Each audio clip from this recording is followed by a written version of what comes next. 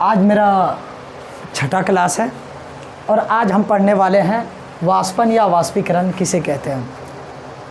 वाष्पीकरण उसको जब द्रव्य से वाष्प में बदलना वाष्पीकरण कहलाता है या वाष्पन कहलाता है।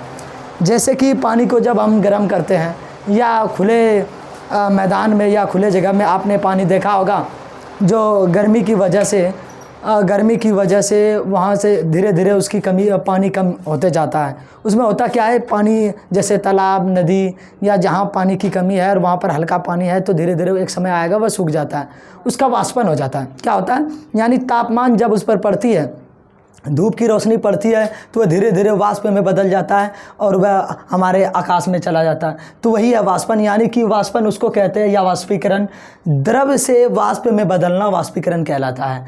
द्रव्य से वाष्प में बदल जाए उसे क्या कहते हैं, वाष्पीकरण कहते हैं। वाष्पीकरण कहते हैं।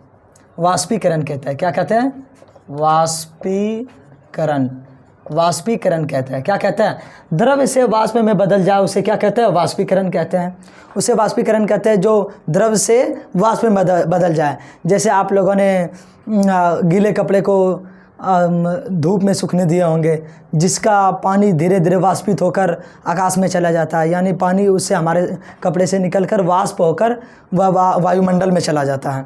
उसी को हम वाष्पीकरण कहते हैं। द्रवीकरण या संघनन किसे कहते हैं, यानी वाष्प से द्रव में बदल जाए, उसे हम द्रवीकरण कहते हैं। यानी कि वह भाप है, यानी वाष्प है, वाष्प जब उसको ठंडा किया जाता है तो वह द्रव में बदल जाए, पानी बन जाए, वाष्प से द्रव में बदल जाए, उसको हम क्या कहेंगे, द्रवीकरण या संघनन। जैसे हम लोगों ने चावल बनाते हैं, चावल बनाने के बाद गर्म रहती है, कुछ देर के बाद जब उसका ढक्कन जब ठंडा हो जाता है, ढक्कन हटाते हैं तो उसके नीचे से देखना, ढक्कन के नीचे पानी का बूंद जमा रहता है, यानी कि वह वाष्प संघनित होकर द्रव बन गया, उसको संघनन कहते हैं या द्रवीकरण कहते हैं। वह शुद्ध पानी होता है, द्रवीकरण या संघनन कहते हैं। यानी वाष्प से द्रव में बदल जाए उसे क्या कहते हैं, द्रवीकरण कहते हैं। अब कहता है कि ऊर्ध्वपातन किसे कहते हैं, ऊर्ध्वपातन किसे कहते हैं। ऊर्ध्वपातन उसको कहते हैं, एकदम याद रखना, यह वीवीआई क्वेश्चन है, वीवीआई क्वेश्चन। ऊर्ध्वपातन ऐसे पूछेगा, या तो उसका एग्जाम्पल पूछ लेगा कि इनमें से कौन ऊर्ध्वपातन है या ऊर्ध्वपातन किसे कहते हैं, या दे देगा ऑप्शन, उसके बाद उसमें एक में चुनना है।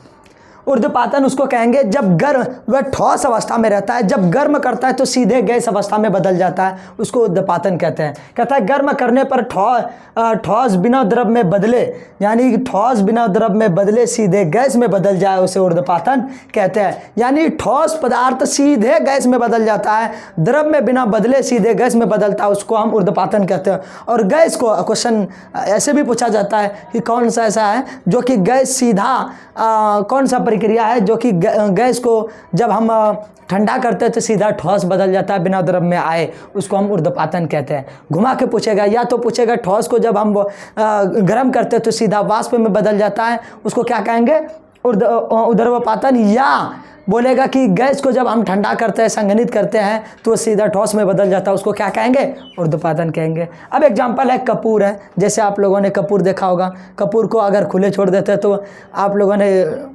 देखा होगा प्लास्टिक के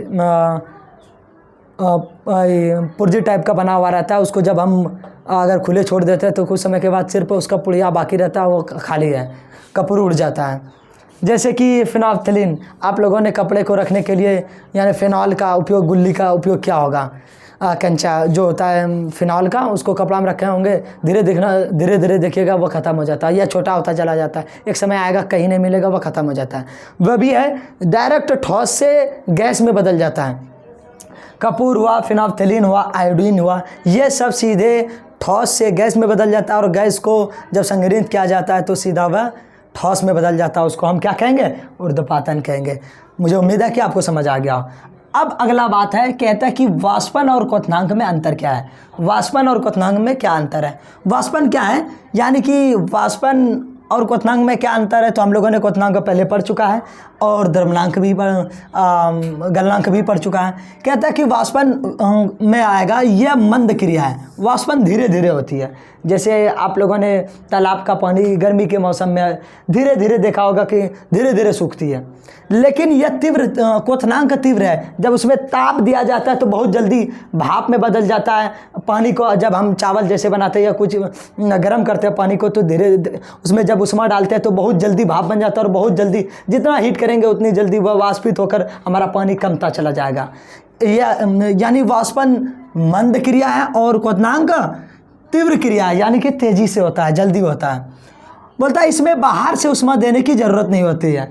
आज तक कभी हम तालाब का पानी सुखाने के लिए कभी हम उष्मा डाले हैं क्या? नहीं। या हम कभी अपने कपड़े को सुखाने के लिए उष्मा डाले हैं क्या? नहीं। धीरे धीरे यह वाष्पीकरण होती है, धीरे धीरे वाष्पन होकर इसका पानी निकल जाता है और यह हमारा कपड़ा सूख जाता है। तो इसमें कोई बाहर से उष्मा देने की ज़रूरत नहीं होती है। लेकिन यह क्वथनांक में इसमें बाहर से उष्मा देने की ज़रूरत होती है। अगर हमको पानी को क्वथनांक के जरिए काम कर रहे हैं, यानी कि सुखा रहे हैं, तो हमको बाहर से उष्मा देते हैं। जितना ज़्यादा उष्मा देंगे उतना जल्दी हमारा पानी वाष्पित होता चला जाएगा, और इसमें बाहर से उष्मा देने की ज़रूरत होती है क्वथनांक में। क्वथनांक में 100 डिग्री पर के बाद जितना जैसे टेम्परेचर बढ़ता जाएगा वह वाष्पित होता चला जाएगा और वह वाष्प में चला जाएगा। और इसमें क्या होगा, यह इसमें बाहर से उष्मा देने की ज़रूरत नहीं होती है।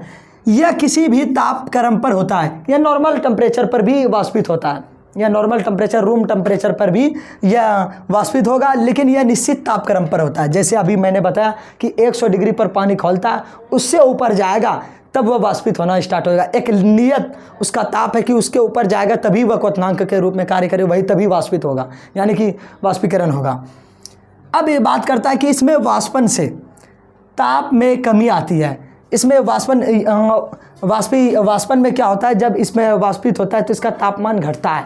जैसे रूम में अगर कोई कपड़ा सूखने दिया है तो धीरे धीरे उसका जो वाष्पित होता जाएगा, कपड़ा सूखता जाएगा तो उस रूम का टेम्परेचर घटता जाएगा, क्योंकि उसी रूम के जरिए से ही उसके टेम्परेचर के अनुसार उन्होंने वाष्पित हो रहा है, तो वहाँ का टेम्परेचर घटेगा। वहाँ उसका कहता है इसमें वाष्पन से ताप में कमी आती है और इसमें ताप नियत रहता है। इसमें ताप क्या होता है, इसमें ताप नियत रहता है, इसमें कमी नहीं आती है। मुझे उम्मीद है कि मेरा अगला क्लास और अगले दिन ये आप लोगों को मुझे उम्मीद है कि समझ आ गया होगा।